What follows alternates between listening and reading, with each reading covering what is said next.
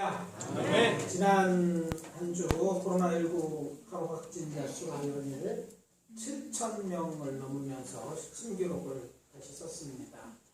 위중증 환자가 1,000명, 사망자 100명에 육박했다. 이런 기사가 떴습니다.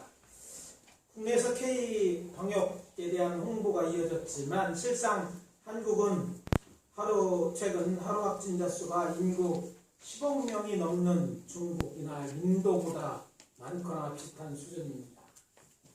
더욱이 80%가 넘는 한국의 백신 2차 접종률은 아시아는 물론이거니와 세계에서도 최고 수준으로 꼽습니다. 그런데도 정부는 결국에 사회적 거리두기 복귀 카드를 꺼내 들었습니다. 정부의 협조를 다한 국민들은 지금 허탈감에 빠져 있습니다. 거리두기 조치가 언제까지 이어지나, 일상 회복은 얼마나 더 기다려야 되는 것인가, 아니 그럴 날이 올 것인가, 그런 생각을 하게 됩니다. 이제 이번 주말이면 성탄절이고 또 오늘은 예수님의 탄생을 기뻐하고 재림을 기다리는 대림절 또는 대강절의 마지막 주일입니다. 그래서 저는 오늘 아침 봉독한 본문에 기록된 아기 예수님의 탄생에 대해 깊이 하나님의 은혜를 되새김질하기 위해 보라라는 제목으로 말씀을 전하고 은혜를 나누도록 하겠습니다. 첫 번째 이 말씀을 통해서 주는 메시지는 이것입니다. 드디어 구주 예수님이 탄생하셨습니다. 아멘. 따라해 봅시다. 드디어. 옆에 사람도 듣게. 드디어. 구세주 예수님이 탄생하셨습니다. 아멘. 할렐루야. 아멘. 제가 오랜 기다림 끝에 그 결과로 뜻하는 드디어라는 부사를 사용해서 예수님의 탄생하심에 대해 첫 번째 메시지를 전한 것은 이런 이유 때문입니다. 예수 그리스도의 탄생, 이것은 성서시대에 정말 많은 유대인들이 오랫동안 기다리던 소식이었기 때문입니다. 저들의 오랜 기다림을 알기에 베들레헴 인근에서 양떼를 지키던 목자들에게 기쁜 소식이 전해집니다. 무서워하지 말라. 보라, 내가 온 백성에게 이제 큰 기쁨의 좋은 소식을 너희에게 전하노라. 오늘 다윗의 동네에 너희를 위하여 구주가 나셨으니 곧 그리스도 주시니라. 너희가 가서 강보에 쌓여 그 위에 누워있는 아기를 보리니 이것이 너희에게 표적이니라. 오늘 본문인 누가복음 2장 10절에서 12절입니다. 그렇다면 오랜 기다렸다고 말씀드렸는데 그 증거가 어디에 있습니까? 이 증거가 되는 얘기는 마태복음 2장에서 찾아볼 수 있습니다. 아주 자세하게 나와 있죠. 잘 아는 얘기입니다. 동방으로부터 하늘의 별을 관찰하는 박사들이 하늘에 나타난 별, 온 세상에 영향을 끼칠 만한 큰 왕이 나타났음을 알리는 별을 보고 그 별을 따라서 먼 길을 왔는데 와보니까 어디예요? 옛 땅 베들레헴의 근처에 있는 예루살렘까지 오게 되었습니다. 그리고 와서 이제 당연히 왕이 나셨으면 어디에서 나겠어? 왕궁에서 나야겠죠. 그래서 그들은 예루살렘에 있는 유대인의 왕 헤롯을 찾아가서 말합니다. 유대인의 왕으로 나시니까 어디 계시냐? 우리가 동방에서 그 별을 보고 그에게 경배하러 왔노라. 그러자 무슨 일이 일어났다고 성경이 기록하고 있습니까? 이 소식을 듣고 헤롯 왕과 온 예루살렘이 듣고 소동이 일어났습니다. 마태복음 2장 3절입니다. 헤롯 왕과 온 예루살렘이 듣고 소동한지라. 다 이렇게 소동이 났어요. 왜 소동이 났을까? 저들은 오랫동안 메시아를 기다리고 있었기 때문에 그 메시아가 왔다는 소식이 그들을 소동이 나게끔 했을 수도 있습니다. 그러나 뭐예요? 여기 동방 박사들이 누구를 찾아가요? 당시 유대인에 왔던 헤롯을 찾아갔는데 헤롯에게는요 이 소식이 반가운 소식이 아닙니다. 그렇잖아요? 내가 왕인데 당연히 동방박사들은요 왕궁에서 이제 왕이 될 사람이 태어날 거라고 생각해서 얘기했지만 번지수가 틀린 거죠. 그러니까 오히려 헤로드 왕과 헤로드를 따른 너희들은 위기의식에 처해졌음을 알게 됩니다. 아무튼 헤로드 왕이 됐든지 어떤 이유 됐든 예루살렘이 시끌벅적하고 소동이 났다고 기록하고 있습니다. 급해진 것은 헤로드 왕이었습니다. 위기의식을 느꼈잖아. 별을 보고 멀리서 찾아올 정도라면 자기나 혹시 자기 자녀가 아닌 사람이 나는 게 분명하니까 자기 자녀들에게는 뭐가 돼요? 위기가 되기 때문에 그 일을 해결해야 됐어요. 그래서 급하게 모든 대제사장과 서기관을 소집하여서 묻습니다. 그리스도가 어디서 나섰는지 알아봐라. 그래서 저들이 대답합니다. 유대 베들레헴이라고 하면서 그 근거로 선지자 미가의 글을 인용하여 말합니다. 또 유대 땅 베들레헴아 너는 유대 고을 중에서 가장 작지 아니하도다. 여기서 한 다스리는 자가 나와서 내 백성 이스라엘의 목자가 되리라 하였습니다. 마태복음 2장 6절에 기록되어 있는 미가서 5장 2절의 말씀입니다. 참고로 성경을 연구하다 보면 재미난 걸 발견하게 됩니다. 이 말씀 히브리 원문에는 5장 2절이 아니라 1절에 나옵니다. 이 문절을 번역하면 대부분의 번역본에 나오는 2절 말씀과 똑같아요. 그렇다면 마가는 어떤 예언자이고 그 예언의 핵심은 무엇입니까? 미가는요 주전 700년경 유다를 향해 예루살렘의 멸망과 파괴 그리고 메시아 탄생을 예언한 선지자입니다. 이것은 충격적이었어요. 유대인들은요 당시 유다 왕국의 사람들은 예루살렘 성은 안 망할 줄 알았어요. 하나님의 전이 있잖아요. 하나님이 보호하신다고 생각하는 자신들이 하나님을 떠나는 건 생각하지 않고 예루살렘 망할 거라고 생각하지 않은데 망하기도 거의 587년 망하니까 주전.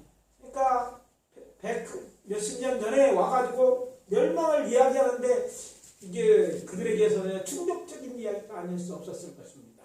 뿐만 아니라 단지 이 멸망과 파괴만을 이야기하는 것이 아니라 이제 메시아가 탄생할 것을 예언합니다.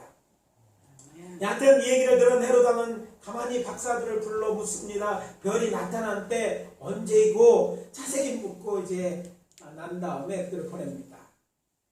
가서 아기에 대해서 자세히 알아보고 찾거든 내게 구하여 나도 가서 그에게 경배하게 하라. 마태복음 2장 8절입니다. 우리는 이미 이후의 기사를 통해서 이런 일련의 이야기가 뭐예요? 무슨 얘기예요? 말한 것. 특별히 헤롯이 말한 것은 뭐예요? 예배하기 위한 것이 아니라 메시아를 죽여버리기 위한 그런 계략이었던 것을 우리가 알 수 있습니다. 아무튼 이런 이야기가 시사하는 것은 무엇입니까? 메시아의 탄생은 오래된 유대인의 소망이었고 이것이 지금 성취되었다는 것입니다. 특히 당시는요 유대가 로마라는 나라의 속국이 되어 있었고 그들을 다스리는 왕 헤롯도 유대인이 아니라 누구였어요? 이두메 사람이었어요. 그래서 말하자면 우리가 일제 앞자에 있을 때 독립을 희망하듯이 메시아가 나타나면 이제 로마의 속국으로부터 벗어나고 유대인의 왕을 생각하는 기대가 부풀러 있기에 충분했습니다. 그러니까 메시아를 기다렸는데 안 오는 거예요. 아무 소리도 안 들리는 거예요. 예언은 되었는데 그게 아주 오래된 얘기, 700년 전이잖아요. 예수님 탄생할 때는 아주 오래된 얘기, 700년 전. 그래서 이제 그게 그냥 성경에 있는 건지 정말 있을 것인지 거의 기대도 하지 않았는데 그들에게 그 메시아가 이제 탄생했다는 소식이 들려졌을 때 그들은 놀랄 수밖에 없고 또 이 메시아가 오셔야지 이게 무슨 대책이 안 선다고 생각했던 그들에게는요 기쁜 소식이 아닐 수 없었습니다. 근데 이 기쁜 소식을 전한 사람이 천사인데 이 천사가 누구에게 이 소식을 먼저 전해줍니까? 놀랍게도요 이스라엘의 지도자들에게 알려주는 것이 아니라 여기 보니까 다윗의 동네 고향이죠. 다윗의 고향인 베들레헴 인근의 양을 치던 목자들에게 이야기를 해줍니다. 역사적으로는 베들레헴에서 치는 양은요 주로 예루살렘 성전에 바쳐지던 양들이었습니다. 그런데 뭐 그런 양을 치는 그들에게 이런 미가의 예언이 들었는데 여기서 놓치지 말아야 될 것이 있습니다. 왜냐하면 그 속에서도 하나님이 주시는 메시지가 있기 때문입니다. 내게서 한 다스리는 자가 나와서 내 백성 이스라엘 목자가 되리라, 이렇게 되어 있어요. 다스리는 자가 나올 것이라는 예언은요 앞에서 살펴본 것처럼 이제 미가서 5장 2절에 나옵니다. 내 성경을 좀 깊이 본 사람들 미가서 5장 2절까지는 그 얘기는 나오는데 이스라엘 목자가 된다 이런 말은 나오지 않습니다.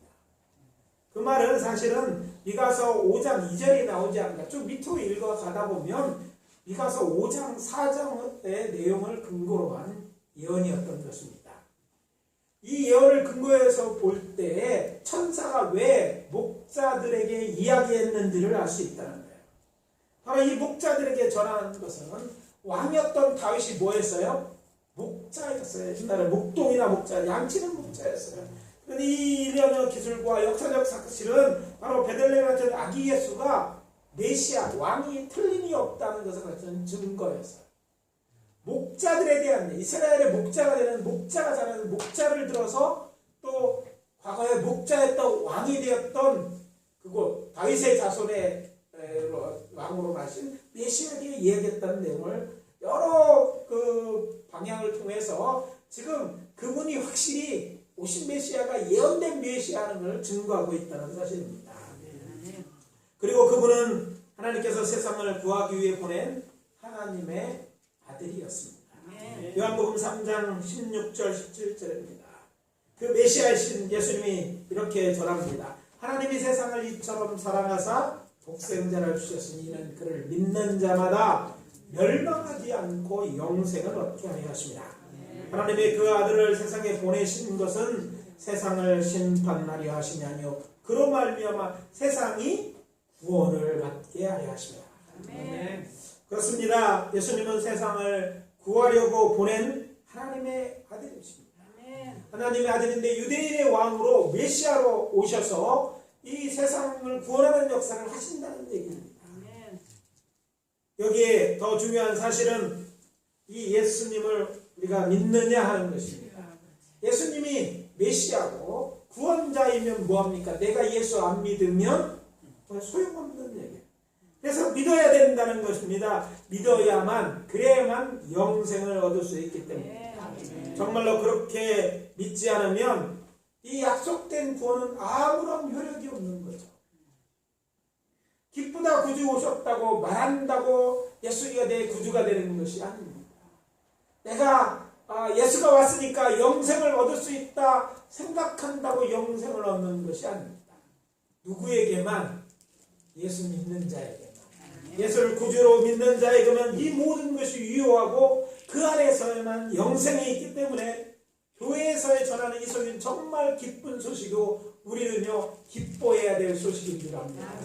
세상 사람은 우리가 똑같이 성탄절 하면 다 알아요. 기쁘다 구주 오셨네. 구주 오셨다고 얘기합니다. 그러나 아무리 얘기하고 크리스마스 아무리 축하하고 나가서 캐롤을 부른다 할지라도 그들은 구원이 없습니다.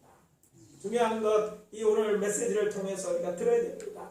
구세주님이 탄생하셨는데 그 구세주가 나의 정말 영혼의 구주가 되려면 이것을 믿어야 된다는 것이고 오늘 그 사실을 우리가 점검하고 확인해야 될 줄 믿습니다. 아멘. 그래서 말씀드립니다.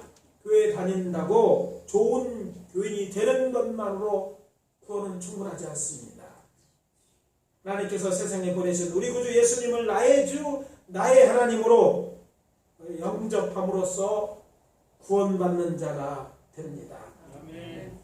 여러분이 정말 다른 건 다 잊어버려도 이 사실만큼 굳게 믿고 있지 않게 되시기를 예수 그리스도 이름으로 축원합니다. 아멘. 이 구원을 위해서 끝까지 우리의 삶 속에서 무슨 일이 일어날지 모르지만 이 믿음만은 포기하지 않기로 합니다. 아멘. 여기에 우리의 영생이 달려 있습니다.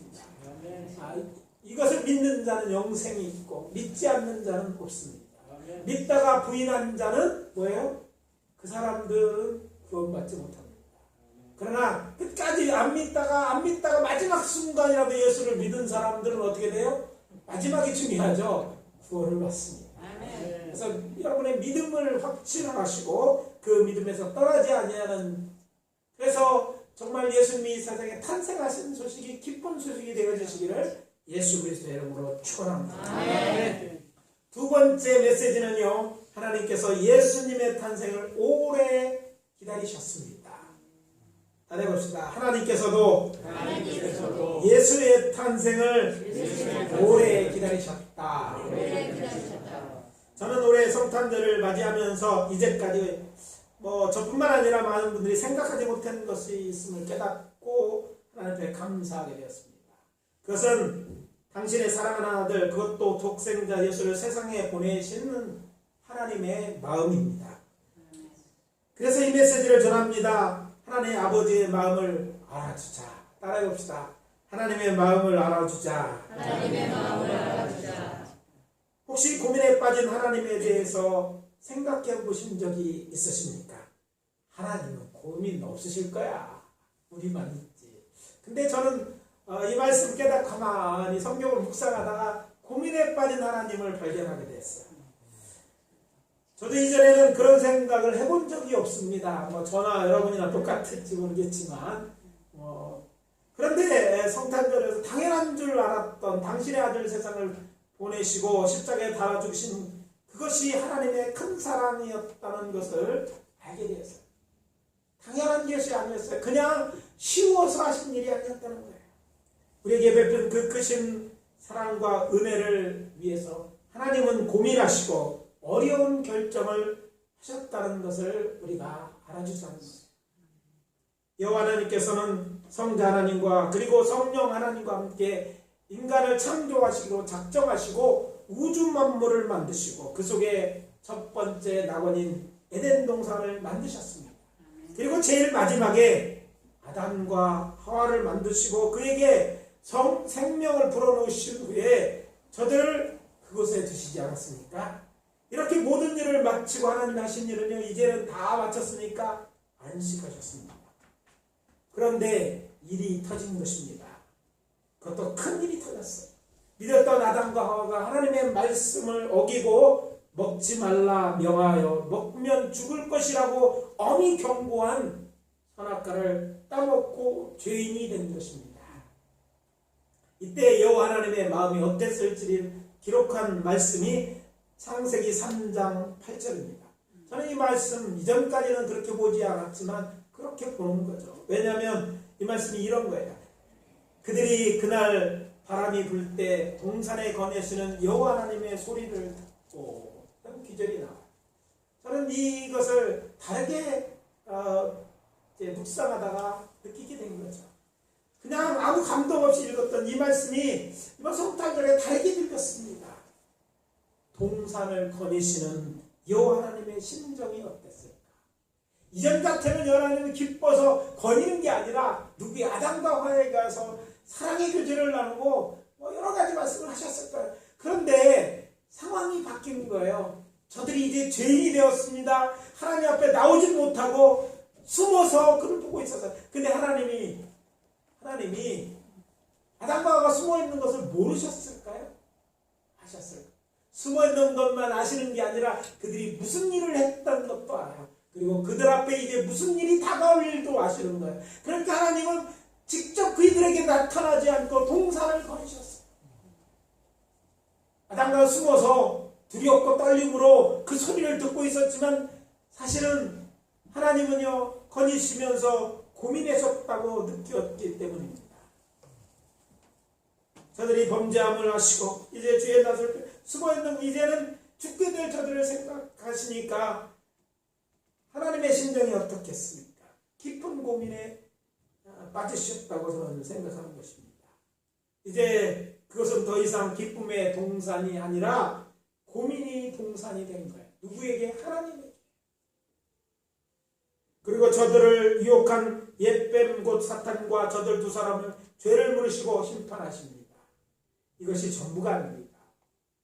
저들의 죄를 인하여 이제 죽음이 운명이 된 저들을 위해 가죽옷을 지어 입히시고 저들이 생명나무 열매도 따먹고 죄 가운데 영생하지 못하도록 저들을 에덴 동산에서 내어 쫓으셨습니다.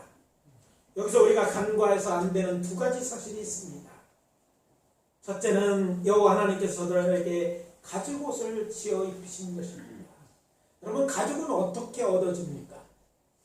주일학교 애들은 물으면 가게 가서 사면 돼요. 인터넷에 주문하면 돼요. 이렇게 얘기할 거예요. 그러나 그 가죽, 모조와 다르게 진짜 가죽을 얻으려면 뭐예요? 죄 없는 짐승이 죽어야 되고 그 짐승을 죽이고 난 다음에 그 거죽 그것이 가죽이 되는 것이지 않습니까? 가죽옷을 지어 입히셨다. 죄는 누가 졌어요? 아담과 하와가 졌는데 애꿎게 죄 없는 짐승이 죽어야 돼. 아니 그거를 하나님이 죽이시고 그의 가죽을 취해가지고 그들이 부끄러운 것을 가리셨다는 사실을 우리가 간과해서는 안 된다는 것입니다. 아울러 저들을 생명나무를 따먹고 영생하지 못하도록 동상에 내쫓았다는 사실입니다. 사람들은 늘 이렇게 이 성경 말씀을 봅니다. 저들이 죄를 지었으니까 더 이상 에덴 동산에 살지 못하게 하고 내어 쫓았다라고 생각해요. 쫓겨났다 그렇게 생각해요. 그런데 본문을 깊이 묵상하면 그런 의도는 나와 있지 않아요. 단지 무슨 의도라고 있습니까? 저들이 생명나무를 따먹고 영생할까봐 그들을 내보냈어요. 왜 하나님은 이것을 두려워하셨을까요? 죄 가운데 영생하는 것을 원치 않으신 거예요. 왜 그런 생각을, 그래서는 안 된다고 사랑하기 때문에 그래서 하나님은 새로운 계획을 세우고 그 일을 위하여 저들을 에덴 동산에 내보내신 거예요. 사실 하나님 앞에 아까울 것이 없는 거예요. 우주 만물을 아담과 하와를 위해서 만드셨잖아요. 그 아름다운 것, 동산, 그게 뭔가 아까워서가 아니라 저들을 위한 하나님의 마음을 이때까지 몰랐다는데 우리가 정말 이 말씀에 새로운 도전으로 받아들여야 될 줄 믿습니다. 이런 일련의 하나님의 행동은 하나님의 진실한 사랑에서 비롯된 것이고 죽음이 운명이 되는 저 후손들을 위한 하나님의 이제 새로운 뭔가 계획이 있었음을 알게 해주는 것입니다. 그래서 가죽옥의 사건을 구원의 효시라고 말합니다. 구원의 효시. 이제 하나님께서 구원을 위한 계획을 시작하셨다는 거예요. 그 첫 번째 사건이 가죽옷을 지어 입기. 죄를 가리기 위한 사건. 죄인된 저들을 위해서 죄 없는 짐승이 죽은 것처럼 저들의 죄를 대신해서 죽일 것을 하나님은 이미 그 마음속에 결단하신 거예요. 하나님 그냥 고민하고 끝낸 게 아니라, 고민하고 재판만 하고 마신 것이 아니라 고민하는데 이제 구원에 대한 계획을 갖기 그런 것을 시작하셨다는 거예요. 알리고 계속하면서 결국 마침내 구원자 예수를 보내는 데까지 하나님이 이제 이 모든 일을 진행해 오신 줄 압니다. 그래서 사실 세상 사람들이 죽임을 당하는 것, 영벌을 받는 거는요, 다른 것이라기보다는 믿는 자 입장에서 보면 하나님의 이 구원의 놀라운 계획을 받아들이고 그래서 예수를 믿은 것과 안 믿는 거예요. 안 믿는 죄가 제일 큰 죄라는 얘기예요. 왜? 하나님은요 그냥 우연히 뭘 만들거나 어떤 한 길을 만든 것이 아니라 이 고민하시고 결국 이 일을 계획하셔서 그 일에 죄 없는 인간을 위해서 죄 없는 사람이 없으니까 하나님이 친히 인간이 돼서 그 다 맺기 이런 계획을 처음부터 갖고 있어요. 그 일을 실행하기 때까지 오랜 기다림이 있어요. 성경을 이런 관점에서 보는 이제 그 신학을 구속사적 관점이라고 얘기합니다. 우리를 구원하신 쪽에서 보면 하나님은 이런 계획을 타락한 뒤에 하시고 그 고민 가운데 하시고 그 일을 시작하셨다는 것입니다. 왜냐하면 저들을 구원하기 위해서 저들의 죄를 가릴 수 있는 인간이 필요했고 그래서 예수님을 보낼 생각, 당신의 아들 인간으로 세상에 보낼 생각을 하셨던 것입니다. 그 가운데서 당신의 아들을 세상에 보내시니 당신은 얼마나 고통스러워 힘든 일인지 알게 하기 위해서 하나님은요 믿음의 조상 아브라함에게 믿음의 조상 아브라함을 이제 세상에 보내시고 그에게 그의 사랑하는 아들, 그것도 100세 얻은 독자세를 자신이 지시하는 산에서 번제로 바치라고 명령하셨습니다. 창세기에 나와 있습니다. 여호와께서 이르시되 내 아들 내 사랑하는 독자 이삭을 데리고 모리아 땅으로 가서 내가 네게 일러준 한 산 거기서 그를 번제로 바치라. 이 구절을 자세히 생각해 보십시오. 언뜻 읽어보면 야속하기 이를 데 없는 하나님의 명령이 아니십니다. 하나님은 아브라함이 이삭을 사랑하시는 것을 아시고 이 말씀하신 거예요. 사랑한 줄 알고 그 아들 뭘로 번제로 드리라고 그랬잖아요. 어디 그뿐입니까? 그가 독자라는 것도 하셨어요. 하나밖에 없는. 주님 말씀하시잖아요. 내 사랑하는 독자에서 여러 명의 아들이 있는 것도 아니고 한 명, 아들은 합법적으로 한 명인 줄 아시고도 그렇게 하셨어요. 또 그 아들을 어떻게 하라고 말씀하셨습니까? 번제로 드리라. 우리가 쉽게 말할 수 있는 이 번제로 드리라는 엄청 무서운 얘기입니다. 번제는요, 번제를 그냥 죽이는 게 아니에요. 뭐 총살하듯이 뭐 칼로 금방 쳐서 죽이는 것으로 끝나지 않습니다. 죽여서 가죽을 벗기고 그의 몸을 조각조각 가게 뜹니다. 그 다음에 불에 태워드리는 제사입니다. 당신의 아들입니다. 내가 키우던 개나 뭐 애완동물을 그렇게 죽이는 이것조차도 우리가 생각할 때 뭐 끔찍한 일인데 하나님께서 그것도 여호와 하나님께서 아브라함에게 이것을 명령한 것입니다.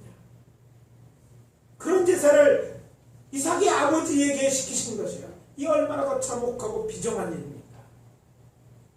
하나님의 명령으로 믿겨지는 이 일을 명하시는 것입니다. 그러나 결국에 하나님은 이삭 대신 준비하신 순양을 잡게 하지 않습니까?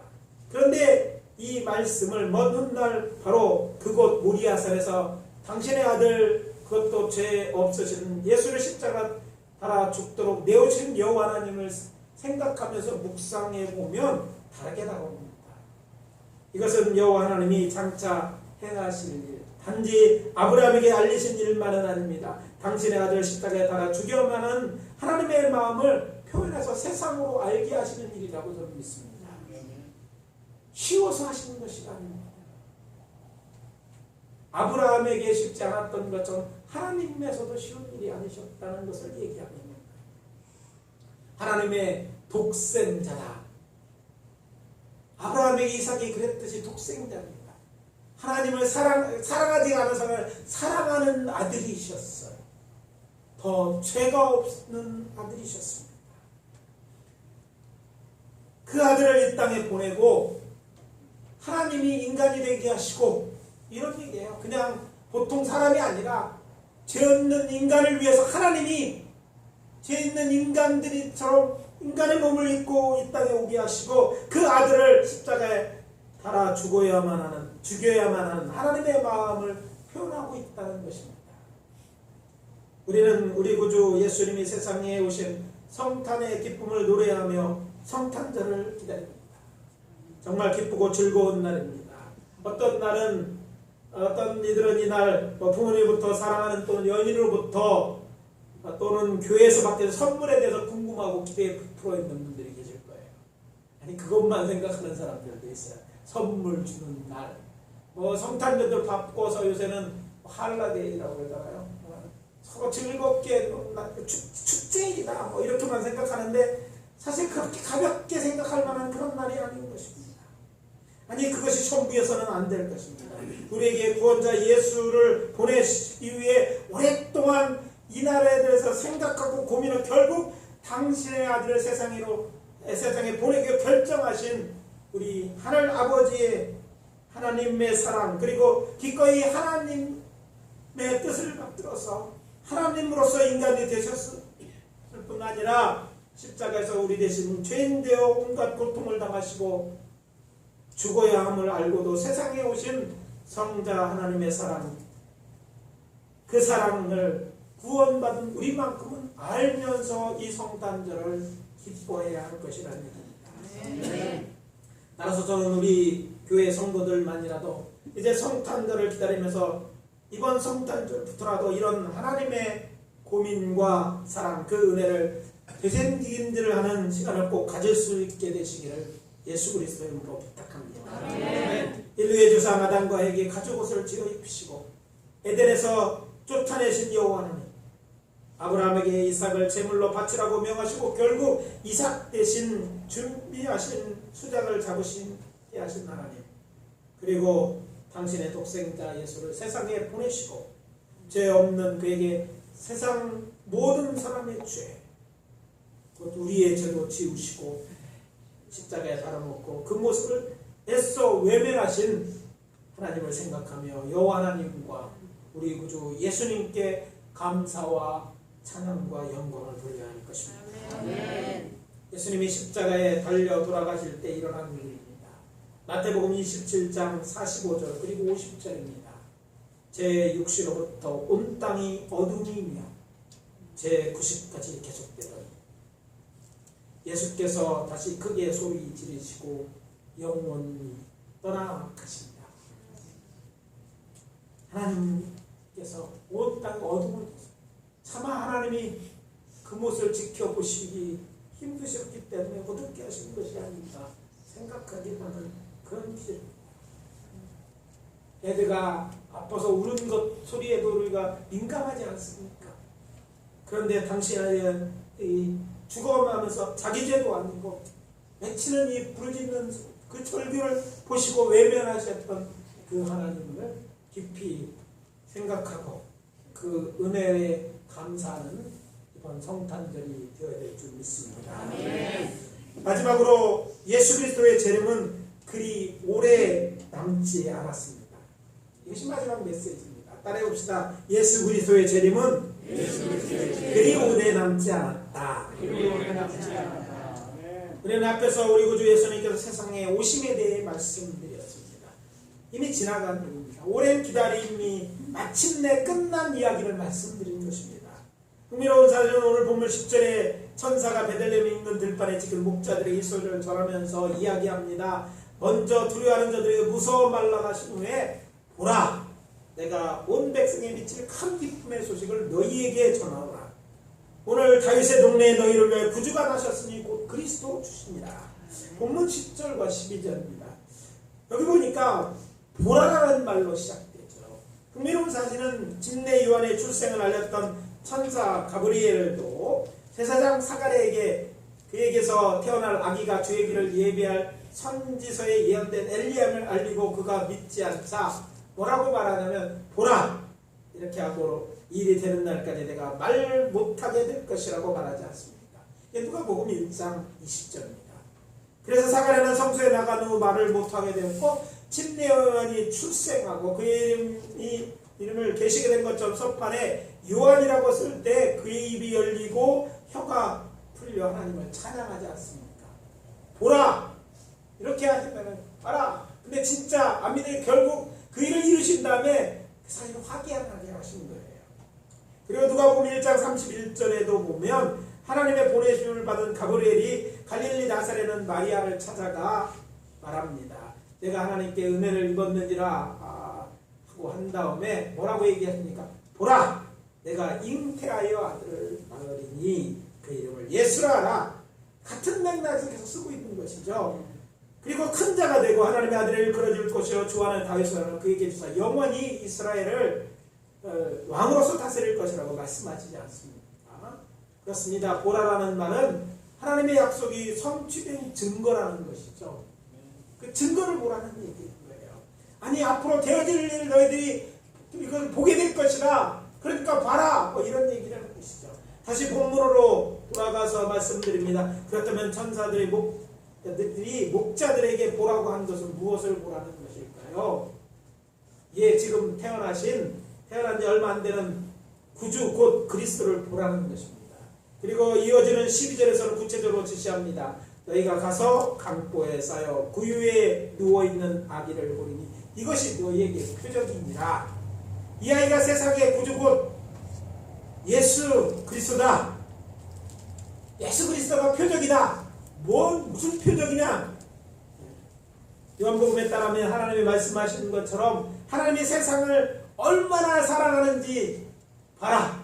얼마나 사랑하는지 내가 이게 표적이다. 내 아들을 세상에 보낸 거야. 이만큼 너를 사랑해. 이런 말로 말해. 또 하나님께서 세상을 멸망당할 것을 원치 않는 것인지 알려주는 증거입니다. 세상 사람들은 다 멸망당하는 내가 원치 않아. 봐. 내가 면치 않으니까 너희들을 구원할 구원자를 보냈어. 이런 얘기를 하는 것이죠. 그리고 저들이 구원받은 영생을 얻기를 원하는지를 또 보여주는, 알려주는 표적인 거예요. 예수를 보내서 이게 내가 너희들이 살기를 원하는 표적이다. 이렇게 얘기하는 거예요.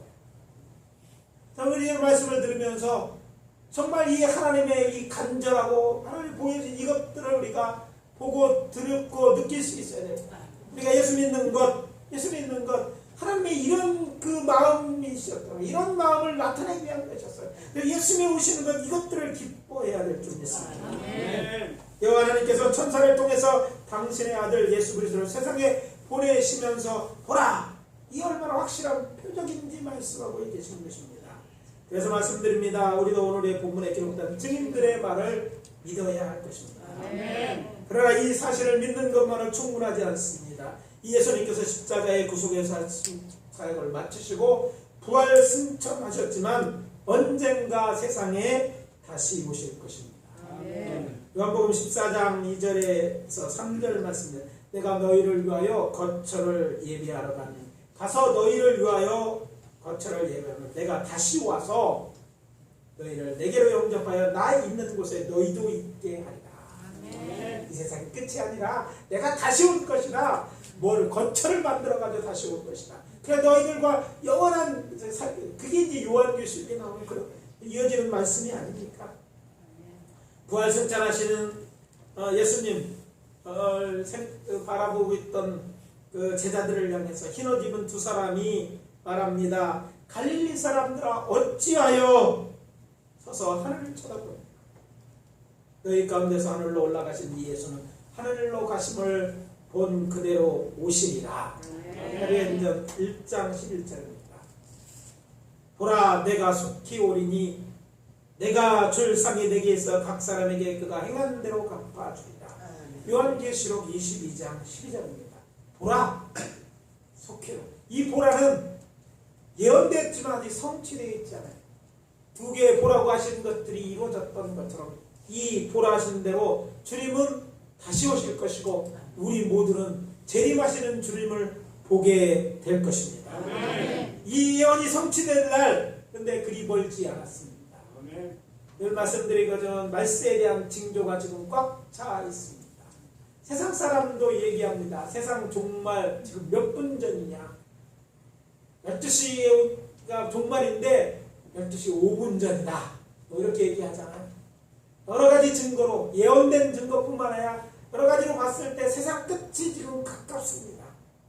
주님 지금 오신다고 해도 주님의 예언된 말씀이 아직 충분하지 않습니다가 말할 수 있는 사람은 아무도 없다는 거예요. 지금 우리 코로나19 때문에 죽음에 대한 두려움이 사람들에게 퍼져 있습니다. 그러나 우리 믿는 자들은 이 코로나에 대한 죽음에 대한 두려움 없을 수는 없겠지만 사실 따지고 보면 죽음은 우리에게 오래전부터 이야기되고 또 준비되어진 것이라고 생각합니다. 사람은 나면 죽는다는 것이 성경의 기록이고 또 그것을 우리가 알고 또 믿기 때문입니다. 중요한 것은 사람들이 죽음을 준비하지 않았지만 그래도 우리는 죽음에 대해서 준비했기 때문에 이 죽음에 대하여 우리는 더 잘 준비하고 또 주님 오시는 것에 대해 소망을 가질 수 있다고 생각합니다. 세상 사람들이 죽음을 준비하면서 제가 이제 방송을 보다가 이런 얘기를 이러잖아요. 죽음을 준비하면서 죽음에 대한 준비로 얘기하는 게 생명보험 들거나 사망보험을 든다고 들으라고 얘기하더라고요. 근데 가만히 생각해보니까 사망보험 드는 것 본인에게 상관이 없는 얘기더라고요. 남겨진 자들에 대한 얘기지. 사망보험 드는데 그걸 대체할 수 있는 건 아무것도 없어요. 죽는 사람들은 사실 그건 죽는 자의 모습이 해야 될 그런 일이 아닙니다. 남겨진 자들의 몫이라는 얘기죠. 정말 사람들은 그러면 그걸 준비한 걸 준비가 끝났다고 생각하는 것일까? 충분하지 않다는 걸 우리는 알아야 될 줄 압니다. 죽음 이후에는 분명히 심판이 있습니다.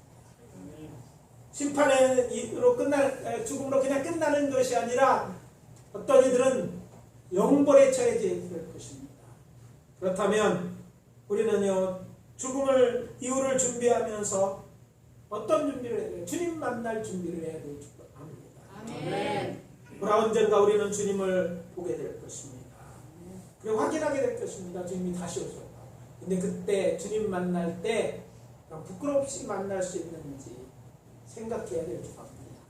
아니, 아직도 예수를 믿지 않고 있다면 그들은 당연히 뭐예요? 먼저 예수를 믿어야 돼요. 다른 중도 이것이 우선되는 일입니다. 누구나 죽습니다.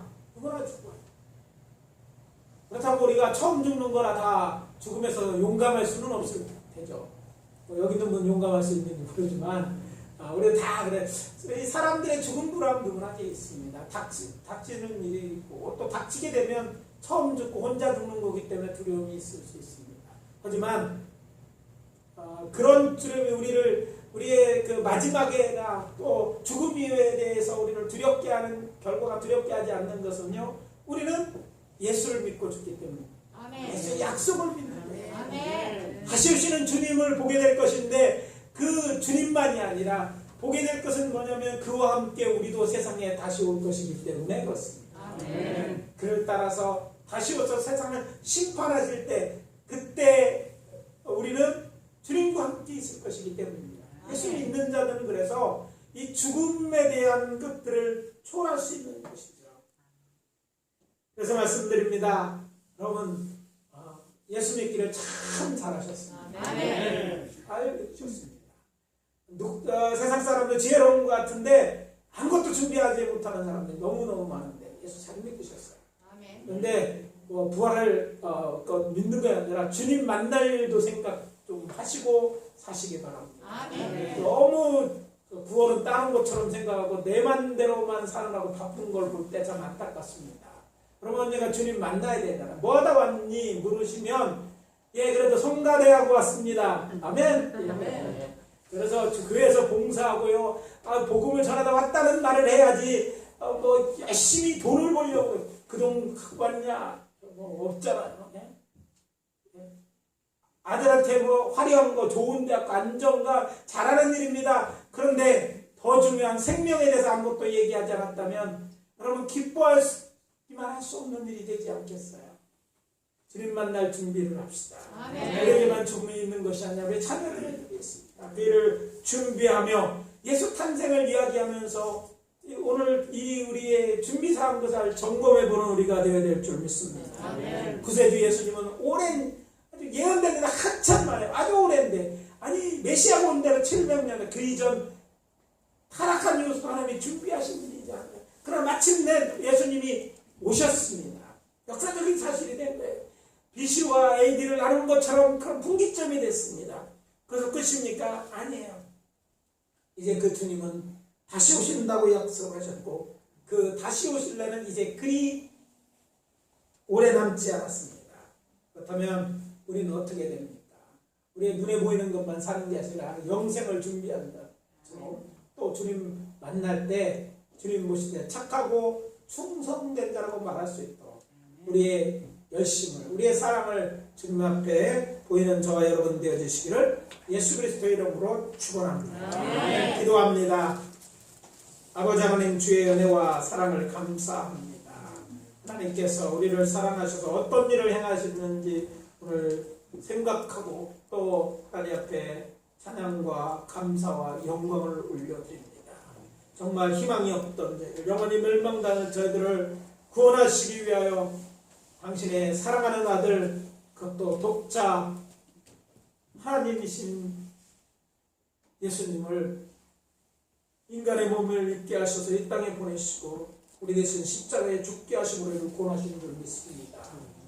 이 사실을 믿는 믿음에서 흔들리지 않게 도와주시고 이를 행하신 하나님의 사랑을 우리가 들었습니다. 이 사랑을 새기며 아버지 하나님의 기뻐하는 삶을 살 수 있도록 인도해 주시옵소서. 주님 다시 오실 날이 멀지 않은데 잘 준비해서 주님을 반갑게 말며 그를 위하여 예비한 영원한 나라에 다 들어가 사는 저희들 되게 도와 주시옵소서. 아무것도 하지 않아서 한 달란트 받은 자들은 그걸 묵히다가 주님 만날 때 악하고 게으른 죄 쫓겨나는 일이 없도록 주님 인도해 주시옵소서. 주님 주신 은혜를 다시 한번 감사드리오며 예수 그리스도의 이름으로 기도합니다. 아멘.